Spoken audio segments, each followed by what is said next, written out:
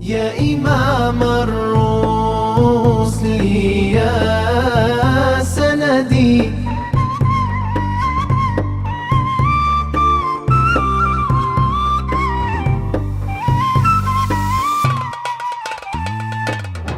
يا إمام الرسل يا سندي الله الله أنت بعد الله معتمدي فبدنياي وبآخرتي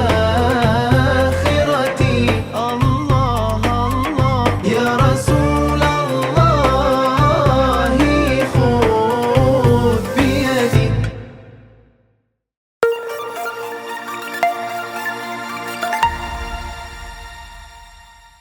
السلام عليكم ورحمة الله تعالى وبركاته.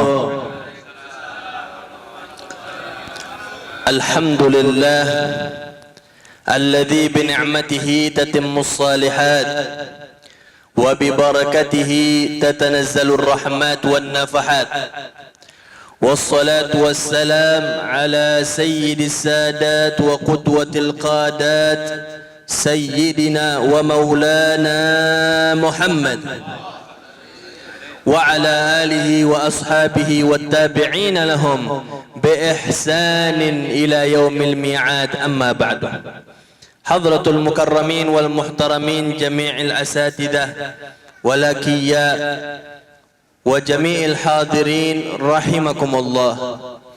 Pada kesempatan pagi menjelang siang ini kita berkumpul duduk satu sama lain tidak lain dan tidak bukan karena ada satu unsur yang menyebabkan kita tergerak. Ada satu perbuatan yang menjadikan kita berbeda dengan hari yang lainnya, yaitu cinta. Karena ini satu unsur yang bisa membuat seseorang buta dan juga bisa membuat seseorang tuli. Makanya ulama mengatakan al-hub al-mahabbah yu'mi wa yusim. Terkadang cinta itu bisa membuat seseorang itu buta dan juga bisa bisa menjadikan orang itu menjadi tuli. Kenapa bisa seperti itu? Kita sebagai insan al-haqiqi, secara insan, bahwa manusia ini apabila sudah condong kepada satu hal yang kita senangi, maka kita akan perjuangkan hal tersebut walaupun orang mengatakan itu tidak baik. Kita semua pernah merasakan, mungkin yang udah tua pernah merasakan muda, pernah yang namanya jatuh cinta. Ketika seseorang yang sedang kasmaran jatuh cinta kepada sosok wanita yang orang mengatakan jangan mau sama dia, dia bukan wanita orang benar, dia nggak peduli. Makanya bagaimana kisah Laila dan Majnun yang dicatat oleh Allah Subhanahu wa taala dalam sejarah, yang menjadikan Majnun orang gila lebih terkenal dengan lakop Majnunnya dibandingkan nama aslinya. Karena pernah suatu ketika Majnun sedang berjalan ingin ke rumahnya Laila. Dan ketika itu Majnun yang terkenal dengan Majnun padahal aslinya namanya Qais. Di dalam sejarah dicatat bahwa Majnun ini aslinya dulu di Yaman. Tapi ala ikhtilaf ba'd ahlus siyar, perbedaan antara ulama ahlu sejarah.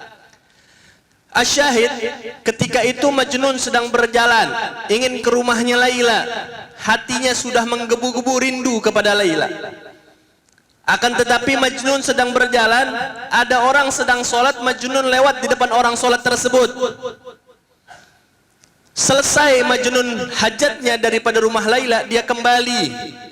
Orang yang tadi habis sholat dilewati oleh Majnun marah-marah dan mengatakan, wahai Majnun, pantas kamu dikatakan gila oleh orang-orang. Kamu sudah tidak ada akhlak, tidak ada adab. Kami sedang sholat, engkau jalan di depan kami. Kami sedang menghadap kepada Allah Subhanahu wa taala, engkau jalan di depan kami tanpa engkau memberikan batasan sehingga engkau tidak berakhlak, wahai Majnun. Apa jawaban Majnun? Demi Allah, ketika saya berjalan dari rumah saya, di hati saya cuma ada Laila. Di jalanan saya cuma ada Laila, pandangan saya cuma ada Laila, di kuping saya hanya ada nama Laila, di hati saya berbunga-bunga atas nama Laila. Demi Allah, selama saya jalan saya nggak pernah ada sadar ada manusia di sekitar saya. Jadi kalau andai kata saya dikatakan gila karena saya mengingat nama Laila dan bahkan nggak sadar dengan kalian, lalu bagaimana dengan kalian yang menyembah Allah Subhanahu wa Ta'ala? Bohong hati kalian kalau cinta dengan Allah, sedangkan ketika engkau sedang menyembah Allah, engkau sadar saya lagi lewat. Jadi yang pantas dikatakan gila adalah siapa? Orang yang sedang sholat. Inilah bagaimana kita belajar daripada sosok beliau. Walaupun cintanya terhadap insan wanita, tapi menjadikan pembelajaran buat kita. Orang kalau udah cinta buta. Makanya jangan sampai kita jatuh cinta kepada sosok yang salah. Jangan sampai kita jatuh cinta kepada sosok yang tidak bisa menyelamatkan kita. Orang kalau udah jatuh cinta kepada sosok yang nggak bisa menyelamatkan dia hanya bisa menangisi penyesalan. Jangan sampai penyesalan itu menjadi akhir dalam hidup kita. Tapi jadikan ibrah dalam kehidupan orang lain agar kita bisa tanpa menghadapi kehidupan dengan penyesalan. Arti kata mungkin kita di antara kita yang sudah menjadi orang tua pernah ada rasa penyesalan. Ya Allah, saya nyesel dulu nggak didik anak saya seperti ini. Ya Allah, nyesel dulu anak saya nggak pernah saya ajarkan ilmu agama. Ya Allah, saya nyesel. Kapan penyesalan itu terjadi? Ketika kita berada di dalam kuburan. Lalu apa yang bisa kita lakukan ketika di dalam kuburan, ibadah Allah? Sebelum kita masuk ke dalam kuburan dengan penyesalan, jadikan ibrah dari ceritanya para salafun salihun, daripada ulama-ulama terdahulu, agar kita mendidik anak kita. Yang pertama cinta Al-Quran, kedua cinta kepada Nabi Muhammad, yang ketiga adalah cinta kepada keluarganya Nabi Muhammad. Selamat insyaallah dunia akhirat. Karena kita kalau berbicara tentang penyesalan, kita akan berbicara jangan sampai penyesalan itu terjadi sebelum terjadi. Di antara sifat manusia, Imam Al-Ghazali beliau menulis di dalam kitab Ihya Ulumuddinnya, manusia ini adalah ciptaan Allah yang sangat unik.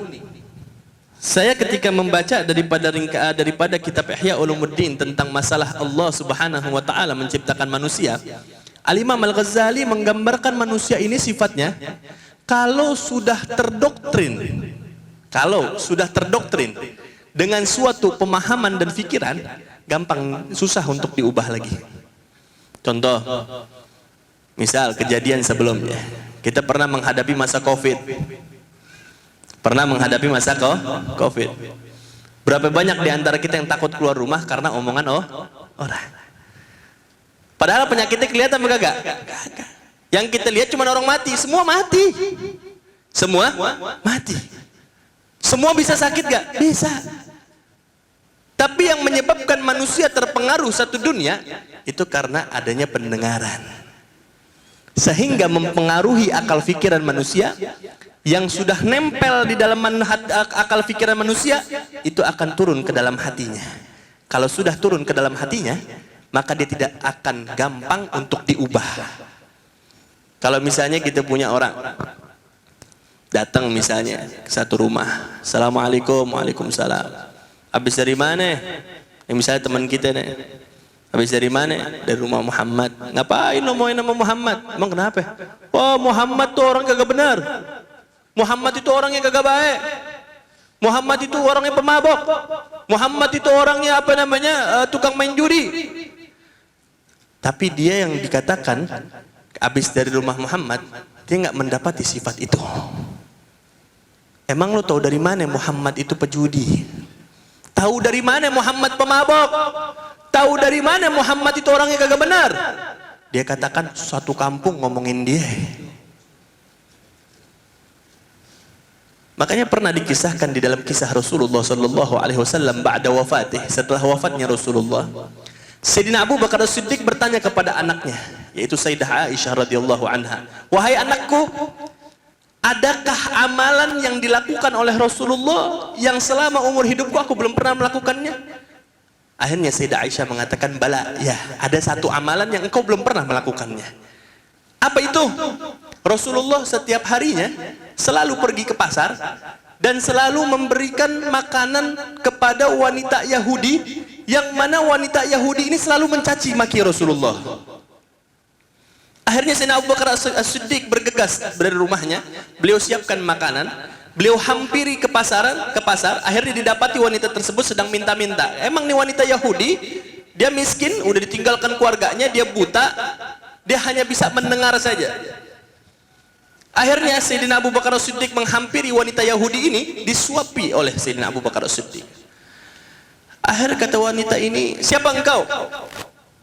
Saya adalah orang yang selalu menyuapimu. Tidak, engkau berbeda. Bagaimana engkau tahu saya orang yang berbeda? Ya, orang yang biasa nyuapin saya, itu selalu dia lunakkan makanan itu baru dia suapi kepada saya. Karena orang yang selalu menyuapi saya tahu kalau saya nggak punya gigi. Menangis Sayyidina Abu Bakar Siddiq. Apakah engkau tahu orang yang selalu menyuapi itu siapa? Yang selalu menyuapkan kamu itu siapa? Kamu tahu? Enggak. Pokoknya yang saya tahu Muhammad adalah pendusta. Yang saya tahu Muhammad adalah penipu. Yang saya tahu Muhammad adalah orang pembohong. Jangan pernah mengikuti Muhammad. Engkau tahu siapa yang menyuapi kamu? Tidak tahu.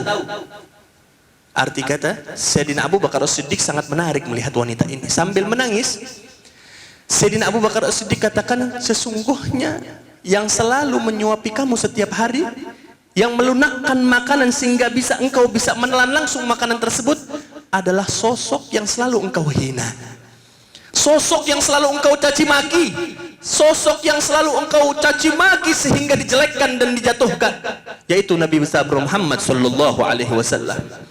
Menangis wanita Yahudi ini. Apa dia katakan? Demi Allah, saya belum pernah melihat Muhammad. Saya nggak pernah melihat Nabi Muhammad. Saya nggak pernah melihat Rasulullah. Tapi orang mengatakan Muhammad ini penipu, Muhammad pendusta. Saya katakan dia pendusta. Saya katakan dia pembohong. Karena saya hanya mendengar. Akhirnya apa yang terjadi? Ini wanita Yahudi di hadapan Sayyidina Abu Bakar As-Siddiq mengucapkan 2 kalimat syahadat. Luar biasa akhlaknya Rasulullah. Ini semua karena apa? Karena cinta.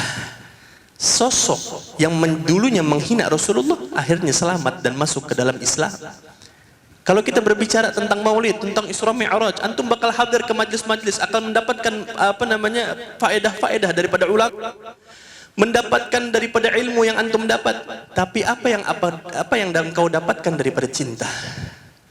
Seberapa besar cinta kita kepada Nabi Muhammad? Karena kita kalau berbicara tentang cinta, kita akan berbicara tentang pengorbanan. Apa arti pengorbanan dalam hidup kita? Dikisahkan Sayyidina Abdullah bin Mas'ud. Beliau ini badannya pendek dan kakinya kecil sebelah. Jadi kalau jalan agak pincang. Suatu ketika Rasulullah mendapatkan wahyu surat Ar-Rahman. Ketika itu Rasulullah katakan kepada sahabat dilelang, siapa di antara kalian yang berani untuk membaca ayat ini di depan Ka'bah? Karena ketika itu Rasulullah dalam keadaan masih besir, belum yajhar, masih bersembunyi, belum terang-terangan di hadapan kaum kafir Quraisy. Akhirnya apa yang terjadi? Rasulullah melelang, siapa sahabat yang berani? Ayo di antara kalian ada yang berani pengen membaca ayat ini? Semua sahabat terdiam. Gak lama Abdullah bin Mas'ud mengangkat tangannya dan berdiri, ya Rasulullah izinkan saya, i'dzan li. Akhirnya Rasulullah berdiam dan sahabat lain bilang, ya Rasulullah jangan Abdullah bin Mas'ud, kesian. Ini bakal jadi bulan-bulanan ya Rasulullah. Abdullah bin Mas'ud gak punya power, Abdullah bin Mas'ud gak punya kekuatan. Jadi kalau dia baca ini Al-Quran di depan Ka'bah, habis dia bakal dipukulin. Akhirnya Abdullah bin Mas'ud, demi Allah, kalau andai kata melayang, saya lebih ridho dibandingkan saya tidak membawa ayat ini di hadapan kaum kafir. Mana nih ibadallah? Akhirnya apa yang terjadi? Rasulullah izinkan Abdullah bin Mas'ud. Ketika Abdullah bin Mas'ud menghampiri depan Ka'bah, dia membaca surat ini. Ketika dia baca, satu Ka'bah terdiam. Yang berada tadinya nyembah berhala, diam semuanya. Mendengarkan apa yang dibaca oleh Abdullah bin Mas'ud, seakan-akan mereka tersihir dengan keindahan ayatnya Allah Subhanahu wa ta'ala. Tidak lama datang ketika Abu Jahal menghampiri Abdullah bin Mas'ud, dia berdaham dengan tanda diam. Ya arti kata kita kalau misalnya kadang suruh diam orang, Abu Jahal melakukan seperti itu kepada Abdullah bin Mas'ud sampai 3 kali nggak dihiraukan oleh Abdullah bin Mas'ud. Akhirnya apa yang terjadi ibadallah? Kepalanya Abdullah bin Mas'ud dipukul sampai keluar darah dari kupingnya Abdullah bin Mas'ud. Tidak berhenti Abdullah bin Mas'ud, tetap dibaca itu ayat Al-Quran sampai selesai. Akhirnya apa yang terjadi? Abdullah bin Mas'ud sambil memegang kupingnya saat yang beraliran darah yang terus mengalir, dia kembali ke hadapan Rasulullah dalam keadaan mukanya sudah penuh dengan darah ibadallah. Rasulullah melihat Abdullah bin Mas'ud kembali dengan darah di palanya, keluar darah dari kupingnya akibat daripada pukulan Abu Jahal. Rasulullah bersedih. Kata Abdullah bin Mas'ud, ya Rasulullah, ada darah nih yang keluar dari kuping saya. Kalau engkau suruh saya balik lagi, demi Allah saya balik lagi. Nggak takut saya mati. Badan kecil. Tapi kalau udah urusan mental, kagak ngaruh ibadallah. Nah, yang kita bilang kecil-kecil tapi cabai rawit. Pengen mendapatkan cinta kepada Nabi Muhammad, butuh namanya perjuangan. Butuh namanya pengorbanan. Bagaimana kita belajar dari kisah Abu Hurairah radhiyallahu anhu. Beliau dalam keadaan suatu ketika termasuk daripada ashabus suffah. Orang yang tinggal di pelataran, nggak punya keluarga, nggak punya rumah. Suatu ketika Abu Hurairah radhiyallahu anhu sedang keadaan lapar yang begitu dahsyat. Beliau datang kepada Sayyidina Abu Bakar As-Siddiq radhiyallahu anhu wardahu. Beliau bertanya kepada Abu Bakar As-Siddiq, wahai Abu Bakar, saya ingin bertanya. Jabar Khatir sebenarnya nanya tujuannya biar fadhal mampir ke rumah makan dulu atau minum, tujuannya begitu sebenarnya. Bertanya kepada Abu Bakar As-Siddiq radhiyallahu anhu. Dijawab begitu panjang sama Abu Bakar As-Siddiq radhiyallahu anhu. Akhirnya ketika itu Abu Bakar bilang, ada lagi pertanyaan? La, ya Abu Bakar As-Siddiq, nggak ada lagi. Akhirnya didatangin Sayyidina Umar. Nanya sama juga anak pertanyaan tadi, dijawabnya panjang juga. Tujuannya bukan nanya sebenarnya, biar ditawarin, fadhal ya Abu Hurairah mampir ke rumah minum atau makan. Kan kita kalau misalnya Hanu nanya sama orang nih, fadhal mampir ngopi. Apa? Biasanya kan begitu. Abu Hurairah tujuannya begitu. Akhirnya apa? Sayyidina Umar pun melakukan hal yang sama seperti Sayyidina Abu Bakar As-Siddiq radhiyallahu anhu warḍahum. Akhirnya nggak lama ketika dia berjalan, Rasulullah melihat Abu Hurairah yang sedang lemes jalan di depan rumahnya Rasulullah, dipanggil sama Rasulullah. Ya Abu Hurairah, ke sini. Dipanggil Abu Hurairah. Rasulullah katakan, alakah hajah ya Abu Hurairah? Ada hajat kamu sama saya? Seakan-akan Rasulullah tahu hajatnya Abu Hurairah, tapi seakan-akan menjaga perasaannya Abu Hurairah. Ya Rasulullah, saya pengen bertanya kepada engkau suatu pertanyaan. Menjaga aziznya manusia orang terdahulu. Ini kita belajar nih daripada Abu Hurairah. Orang zaman sekarang kan minta-minta nih. Sahabat dulu anti minta. Nabi yang mengajarkan hal tersebut kepada para sahabat. Makanya kita kalau berbicara tentang para sahabat dididik sama Rasulullah, bukan main-main ibadah Allah, bukan kaleng-kaleng didikan Rasulullah. Mereka menjaga lebih baik mati kelaparan dibandingkan minta dengan manusia ibadah Allah. Kalau kita bicara hal ini banyak kisah-kisah sahabat tentang bagaimana mereka pendidikan daripada Rasulullah sehingga mereka menjadi rijal, sosok yang menjaga dirinya daripada merendahkan dirinya di hadapan manusia. Akhirnya Abu Hurairah selesai bertanya, dijawab sama Rasulullah. Rasulullah dengan senyum mengatakan, udahkah kamu makan wahai Abu Hurairah? Belum ya Rasulullah. Akhir Rasulullah bilang, tunggu sebentar, saya masuk ke dalam.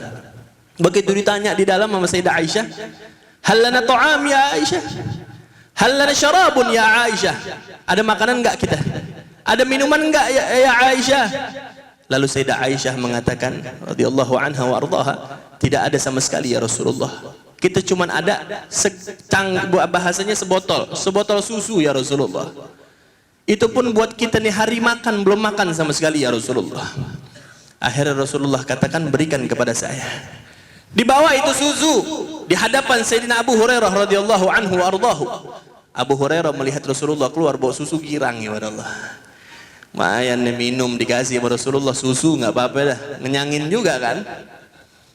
Akhirnya Abu Hurairah mengatakan, Rasulullah mengatakan kepada Abu Hurairah, ya Abu Hurairah, panggil semua ashabus suffah. Abu Hurairah disuruh panggil ashabus suffah. Akhirnya Abu Hurairah kembali kepada masjid, itu ashabus suffah semuanya dibangunin.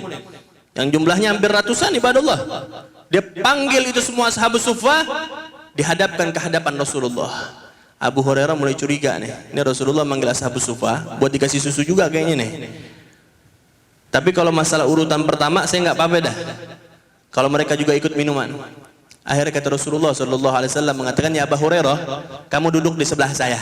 Saya pengen kasih minum susu dulu Ashabus Suffah semuanya. Panik Abu Hurairah. Ini tambang gue dapat terakhir kagak dapat minum nih. Lagu yang berusaha dia yang dapat minum. Akhirnya apa yang terjadi? Semuanya minum ibadah Allah. Mereka meminum daripada tangan mulianya Rasulullah sallallahu alaihi wasallam. Makanya di dalam Maulid Tiba dikatakan yadahu tadhharu barakatuhuma fil mata'imi wal masyarib. Itu sahabat ketika minum satu gelas kecil daripada tangan mulianya Rasulullah, mereka mengatakan demi Allah, tidaklah kami meneguk daripada susu yang diberikan oleh tangannya Rasulullah kecuali kami seakan-akan meminum 1 liter ibadah Allah.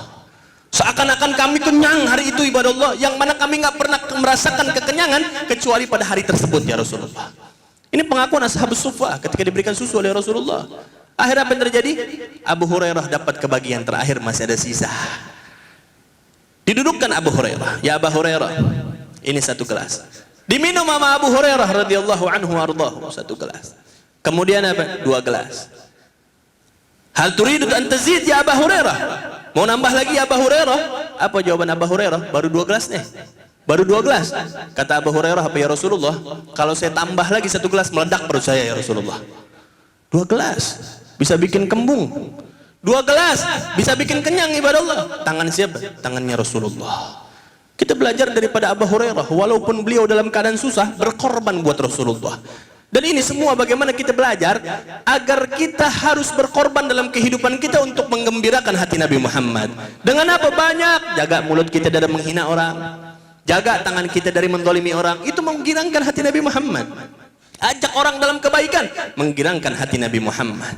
Maka daripada itu semua, mudah-mudahan kita semua mendapatkan pandangan daripada Nabi Muhammad, mendapatkan nazrah daripada Nabi Muhammad, mendapatkan perhatian daripada Nabi Muhammad, mendapatkan syafaat dari baginda Nabi besar Muhammad sallallahu alaihi wasallam. Dan ini semua adalah bagaimana anugerah terbesar daripada Allah Subhanahu wa taala agar kita semua mendapatkan syafaat baginda Nabi besar Muhammad sallallahu alaihi wasallam sehingga masuk ke dalam surganya Allah, mendapatkan kenikmatan daripada Allah Subhanahu wa taala. Ini mungkin saja yang bisa saya sampaikan. Kurang lebihnya mohon maaf. Nanti insyaallah akan dilanjutkan oleh Al-Habib Hussein.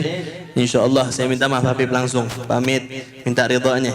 Hada luar biasa Habib Hussein, luar biasa. Kita doakan mudah-mudahan beliau panjang umur, sehat wal afiat fi taatillah wa ridha.